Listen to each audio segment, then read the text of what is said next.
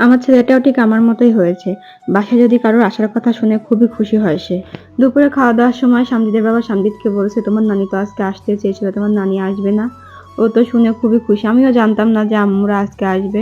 পরে দুপুরে খাওয়া-দাওয়া শেষ করে ফোন দিলাম। তো আম্মু বলল যে, "বিকালের দিকে যাবো।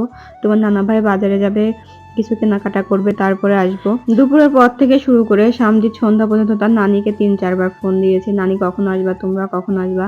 তাড়াতাড়ি আসছো না কেন?" কারোর আসার কথা শুনলেই হয় সে অস্থির হয়ে যায়। কখন আসবে, কবে আসবে, ১০০ বার ফোন দিবে। শুধু নানা-নানি না, অন্য কেউ যদিও আসতে চায় বাসায় তাকেও সে, "আম্মু দাদিমা কখন আসবে, দাদাভাই কখন আসবে?" আমাকে ১০০ বার জিজ্ঞেস করবে, ১০০ বার ফোন দিবে কখন আসবে। বাসায় তো একা একা থাকে, সেরকম কেউ আসে না। এজন্য যদি কেউ আসে তাহলে খুবই খুশি হয়। আমারও তো খুবই ভালো লাগে যদি কোনো গেস্ট আসে আমার বাসায়। প্রতিদিন দুপুরে রান্না-বান্না করে খাওয়া-দাওয়া শেষ করে আমি ২টার দিকে একটু ঘুমানোর চেষ্টা করি সামজিদকে নিয়ে। ঘুম ধরে না, তবুও রেস্ট নেওয়ার চেষ্টা করি। কেননা একটু এই সময়টাতে দিনে অন্তত কমপক্ষে ১-২ ঘন্টা রেস্ট নেওয়া উচিত। তো আজকে আর রেস্ট নিতে পারি নাই। আজকে এমনিতে রান্না-বান্না সকালে তাড়াতাড়ি হয়ে গেছে দুপুরের রান্নাটা। কিন্তু রান্নাঘরের ট্যাপটা ভেঙে গিয়ে একদম বাজে অবস্থা। পুরা ২ ঘন্টা লাগছে আমার পানি পরিষ্কার করতে।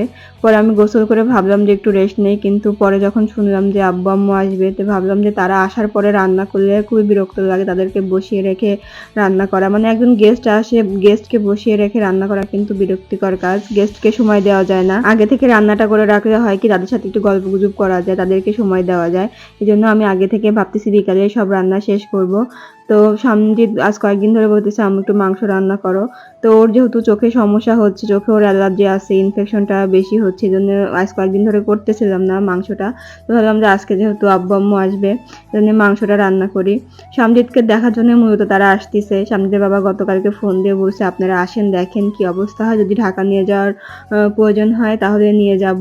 আর চোখের ডাক্তার দেখাবো। আজকে আমরা চোখের ডাক্তার দেখাবো পাবনাতে। আমাদের এখানে পাবনাতে ঢাকা থেকে ডাক্তার আসে, তাকে দেখাবো। সে যেটা পরামর্শ দিবে সেটাই সিদ্ধান্ত নিব ভাবতেছি। এখন আর নিজের শরীরের পরোয়া করতেছি না। এখন সন্তানের জন্যই দৌড়াদৌড়ি করতে হবে। নিজের যা হয় হোক। এখন যদি এই পাবনার ডাক্তার বলে যে ঢাকা নিয়ে যান, ঢাকা নিয়ে গেলে ভালো হবে, ঢাকাতে অপারেশন করান, তাহলে আমরা এই সপ্তাহের মধ্যেই ঢাকা যাব আরকি, শনি রবিবারের দিকে। আর যদি বলে যে না পাবনাতেই আমি অপারেশন করাবো, তাহলে যদি সবার থেকে পরামর্শ নিব যে ডাক্তারটা কেমন, অপারেশনের হাত কেমন, যদি সবকিছু ভালো হয় তাহলে হচ্ছে এনার দিয়েই অপারেশন করাবো। তো আজকে বৃহস্পতিবারে ডাক্তার দেখাবো। ৫টা সিরিয়াল দিয়েছি। দেখা যাক আজকে ডাক্তার কি বলে। আজকে দেখানোর পরে সঠিক সিদ্ধান্ত নিতে পারবো। সামজিদকে বারবার রাজি করাচ্ছি যে যদি আমি না যাই, তোমার নানিমা, নানা ভাইয়া, তোমার বাবা যায়, তাহলে কি তুমি ঢাকা যাবা? ও একবার রাজি হচ্ছে, একবার রাজি হচ্ছে না। একবার বলতেছে তোমার সঙ্গেই যাব আমি, তুমি না গেলে আমি জীবনেও যাব না, মারা গেলেও যাব না। বিভিন্ন কথা বলতেছে। আবার বলতেছে যে তুমি থাকো, তুমি এখানে বাবু হও, বাবুকে নিয়ে থাকো, আমি নানিমার সঙ্গে যাব।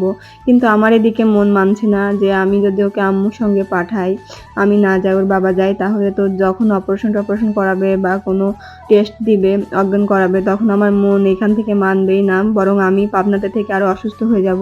এজন্য আমি বলছি যে আমার যত কষ্টই হোক আমি হচ্ছে যাব তোমাদের সঙ্গে। আসলে মায়ের মন তো এজন্য এরকম, যতই শরীর খারাপ হোক না কেন সন্তানের জন্য তার মন কান্না করে সব সময়। বিকাল থেকে প্রচুর বৃষ্টি হচ্ছিল, আম্মু আসতে পারতেছিল না। সামজিদ বারবার ফোন দেওয়াতে আম্মুরা সন্ধ্যার পরে চলে আসছে। বৃষ্টির মধ্যে ভিজতে ভিজতে চলে আসছে যে আম্মু সামজিদের জন্য নিয়ে আসছে দুধ, ডিম, তারপরে আমাদের নিজেদের পালা কবুতর, বিভিন্ন ফল নিয়ে আসছে। সামজিদ যেহেতু অসুস্থ, কয়েকদিন আগে আব্বু আসছে একবার, এসে আমাদেরকে দেখে গেছে, ফ্রিজে এক গাদি জিনিস কিনে দিয়ে গেছে, সেগুলো শেষই হয়নি, আবার নিয়ে আসছে সবকিছু। তো আমি হচ্ছে দুধগুলো ফ্রিজে রেখে দিলাম, আম্মু সব ভরে ভরে দিল। আমি এদিকে রান্না করতেছিলাম, একদিকে ওদিকের কাজ করতেছিলাম। তো যে আমি পায়েস রান্না করতেছিলাম, দুধ যেহেতু ফ্রিজে রাখার আর জায়গা নেই, এই জন্য ভাবলাম যে পায়েস রান্না করি। আর আমার কয়েকদিন ধরে খুবই পায়েস খেতে ইচ্ছা করতেছিল আম্মুর হাতের। তো সবকিছু আম্মুর থেকে দেখিয়ে নিয়ে আমি পায়েসটা রান্না করছি। পরে আম্মুদেরকে বসিয়ে রেখে আমি এখানে মাছটা কেটে মাখিয়ে রেখেছিলাম, ইলিশ মাছ। সামজিদ ইলিশ মাছ খুবই পছন্দ করে, এই জন্য আব্বু ইলিশ মাছ নিয়ে আসছিল ওই দিন। তো ওই মাছটাই ফ্রিজে রেখেছিলাম যে আবার একদিন রান্না করে দিব। তো ভাবলাম যে আজকে রান্না করি।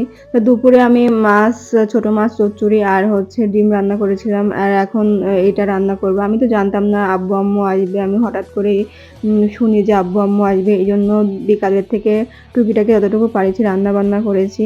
এখন সবাই দোয়া করবেন সামজিদকে নিয়ে আজকে ডাক্তারের কাছে যাব। সব রিপোর্ট যেন ভালো আসে, আর যদি অপারেশন করাতেই হয় তাহলে যেন অপারেশনটা ভালোভাবে হয়।